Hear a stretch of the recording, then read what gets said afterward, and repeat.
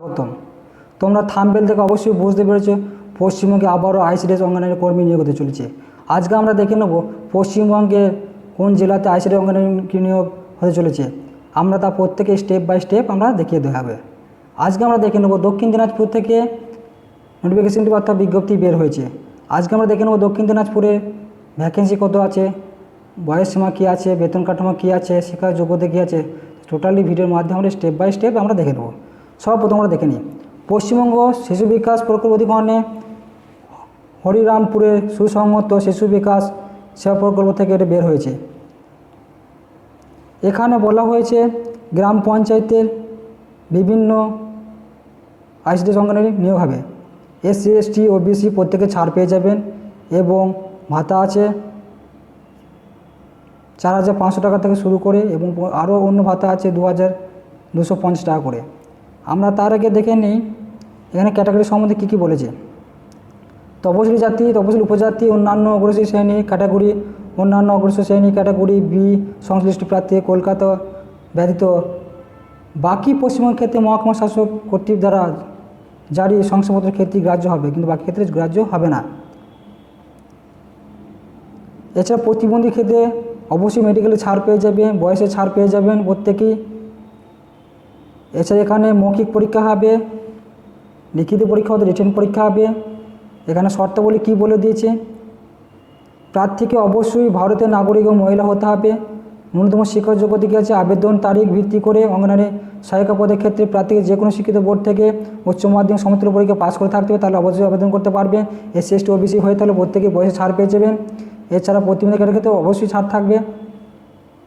এর থেকে বেশি ডিগ্রি অর্থাৎ উচ্চ মাধ্যমিক তার থেকেও বেশি যদি কারো ডিগ্রি হয়ে থাকে তারও আবেদন এখানে করতে পারবেন।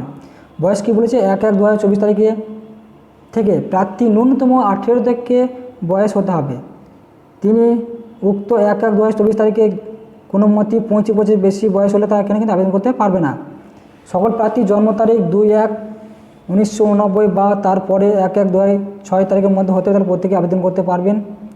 এখানে স্থায়ী বাসিন্দা অবশ্যই থাকতে হবে, প্রত্যেকে গ্রাম পঞ্চায়েতের সার্টিফিকেট অথবা বিডিও সার্টিফিকেট নিয়ে আসতে হবে প্রত্যেকে, নাহলে কিন্তু আবেদন করতে পারবে না। এবং পরীক্ষা কী বলেছি বিশেষভাবে সেটা বলে দিচ্ছি, এটা প্রত্যেকেরও কিন্তু ভোটার কার্ড থাকতে হবে, নাহলে কিন্তু আবেদন করতে পারবে না। পরীক্ষা সংক্রান্ত বিস্তারিত তথ্য এখানে জানিয়ে দেওয়া হচ্ছে। সকল আবশ্যক শর্তপূরণের সাপেক্ষে যোগ্য প্রার্থী তথা আবেদনকারীর আবেদনের পরীক্ষার মাধ্যমে নির্বাচিত করা হবে। পরীক্ষা পূর্ণমান 100 নম্বর, প্রথমে 90 নম্বর লিখিত পরীক্ষা, পরে তা 2 ঘন্টা সময় দেওয়া হয়েছে এবং প্রত্যেকে তারপরে 10 নম্বর লিখিত পরীক্ষা হবে এবং 2টি ধাপে পরীক্ষা হবে, সেটাকে প্রত্যেকে জানিয়ে দেওয়া হলো। লিখিত পরীক্ষা পাঠ্যক্রম অর্থাৎ কী কী সাবজেক্ট আছে সেগুলো জেনে দেওয়া হচ্ছে।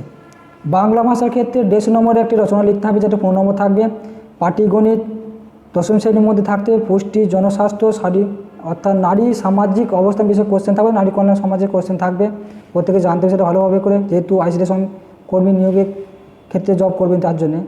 ইংরাজি কিছু কোশ্চেন থাকবে, বাংলা ভাষার সরল প্রাথমিক জ্ঞান থাকবে, সরল অনুবাদ থাকবে, অনুবাদ করতে হবে প্রত্যেকে, সেখানে 20 নম্বর থাকবে। সাধারণ জ্ঞানের প্রশ্ন অর্থাৎ কারেন্ট অ্যাফেয়ার্স কিছু নলেজ থাকতে হবে, সেইগুলিকে 10 নম্বর অর্থাৎ 20 নম্বর কোশ্চেন থাকবে টোটাল। সেক্ষেত্রে ইংরাজি ব্যতীত বাকি সকল প্রশ্নে বাংলা মান হবে। রচনা লিখিত হবে বাংলাতে, রচনা লিখন বাকি সকল প্রশ্ন হবে মাল্টিপল চয়েস ধরনের।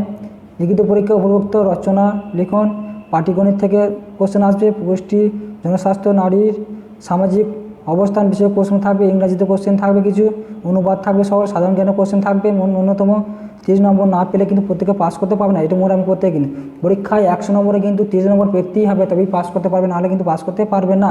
এটা কিন্তু প্রত্যেকে মাথায় রাখবে, সেইভাবে কিন্তু প্রত্যেকে পরীক্ষার জন্য প্রস্তুতি নিয়ে রাখবেন। অনগ্রসর শ্রেণী এ বি এক্সপেক্ট শ্রেণী প্রতিবন্ধী ক্ষেত্রে অবশ্যই প্রযোজ্য থাকবে, কিছু ছাড় পেয়ে যাবেন। লিখিত প্রাথমিক পরীক্ষা প্রাথমিক অবশ্যই ছাড় থাকবে, আমার ভিত্তিতে চূড়ান্ত ভিত্তিক তালিকা প্রকাশ করা হবে। এছাড়া বলেছে সংরক্ষণ সংক্রান্ত শর্তাবলী কী আছে, সংরক্ষিত পদের প্রার্থীদের ক্ষেত্রে নির্দিষ্ট শংসাপত্র উপযুক্ত কর্তৃক দ্বারা প্রদত্ত হতে হবে।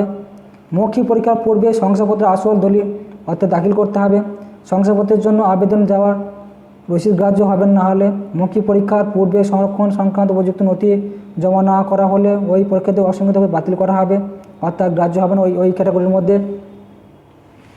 অবসরকালীন বয়স হচ্ছে বর্তমান সরকারি নির্দেশক অনুসারে প্রতিটি অঙ্গনওয়াড়ি কর্মী 25 বছরের মধ্যে বয়স হতে হবে তাহলে প্রত্যেকে করতে পারবেন, নাহলে পারবেন কিন্তু।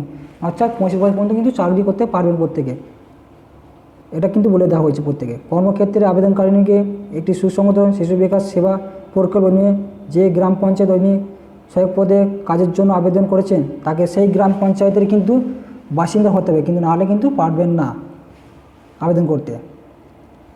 এখানে আবেদন করার শুরুর ডেট বলেছে 25/1/2024 থেকে শুরু হয়েছে, আবেদনের শেষ তারিখ হচ্ছে 18/2/2024 তারিখ। খুবই ডেট শেষের দিকে, প্রত্যেকে কিন্তু আবেদন করে দিন, নাহলে কিন্তু ডেট পেরিয়ে যাবে।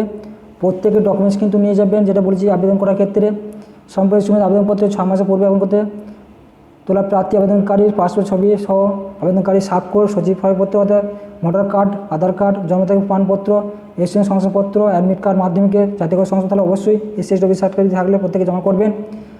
তাছাড়া সর্বোচ্চ শিক্ষাগত যোগ্যতা অর্থাৎ আমরা সর্বশ্রেষ্ঠ যেটা হচ্ছে শিক্ষাগত যোগ্যতা, যেটা হচ্ছে মাধ্যমিক, উচ্চ মাধ্যমিক, গ্র্যাজুয়েশন, পোস্ট গ্র্যাজুয়েশন থাকলে অবশ্যই জমা করবেন। এবং প্রতিবন্ধীর ক্ষেত্রে ন্যূনতম 40% অক্ষমতা হবে, তাহলে এখানে অবশ্যই গ্রাহ্য থাকবে প্রতিবন্ধীর ক্ষেত্রে। এখানে অফিসিয়াল ওয়েবসাইটে দেওয়া আছে, আমরা প্রত্যেকে ডিসক্রিপশন বক্সে দিয়ে দেবো, সেখানে গিয়ে দেখে নিতে পারবেন। অ্যাডমিট কার্ড ডাউনলোড সম্পর্কেও জানিয়ে দেওয়া হবে যখন বের হবে, প্রত্যেকে নির্ভুল হবে, প্রত্যেকে গণ্ডগোলে হবে। যদি ডকুমেন্টস হয়তো ফর্ম ফিল আপের সময় যদি কোনো ভুল হয়ে থাকে প্রত্যেকেরই, তাহলে কিন্তু ফর্মটি বাতিল হয়ে যাবে। সেই কারণে প্রত্যেকে কিন্তু ফর্মটিকে নির্ভুলভাবে কিন্তু অ্যাপ্লাই করবেন এবং তার সাথে ডকুমেন্টসগুলো যুক্ত করে দেবেন, স্বাক্ষর, সিভি, ফটো, সেগুলো যেন প্রত্যেকে, আর ফটো যেগুলো দেবেন তার সাথে আরও কিছু ফটো আপনার কাছে রেখে দেবেন, সেগুলো পরবর্তীতে কাজে লাগবে পরীক্ষার ক্ষেত্রে বা ইন্টারভিউর ক্ষেত্রে, সেটা কিন্তু মাথায় রাখবেন, নাহলে কিন্তু আপনার ফর্ম কিন্তু বাতিল হয়ে যেতে পারে। সেক্ষেত্রে প্রত্যেকে ভিডিওটি দেখে নেবেন মনোযোগ সহকারে এবং কোনো ভুল থাকলে তা জানিয়ে দেবেন, আমি জানিয়ে দেওয়া হবে। প্রত্যেকে কোনো কমেন্ট করবেন এখানে। এছাড়া প্রত্যেকে কোনো যদি অসুবিধা হয়তো আমার কমেন্টে জানাবেন, প্রত্যেকে ডিটেলস আমি জানিয়ে দেবো। প্রত্যেকে ভিডিওটি ভালো লেগে থাকলে প্রত্যেকে সাবস্ক্রাইব করবেন, লাইক কমেন্ট শেয়ার করবেন, যাতে আপনাদের আরও বন্ধু বান্ধবী অথবা বান্ধবীরা পেয়ে থাকেন, কারণ প্রত্যেকেরই আশা থাকে আইসিডিএস কর্মরত হওয়ার জন্য। তা প্রত্যেকেই চ্যানেলটাকে সাবস্ক্রাইব এবং শেয়ার করে দেবেন, পরবর্তীতে এই ধরনের নেক্সট আপডেট পেতে অর্থাৎ অ্যাডমিট কার্ডের ডিটেলস আমি জানিয়ে দেবো।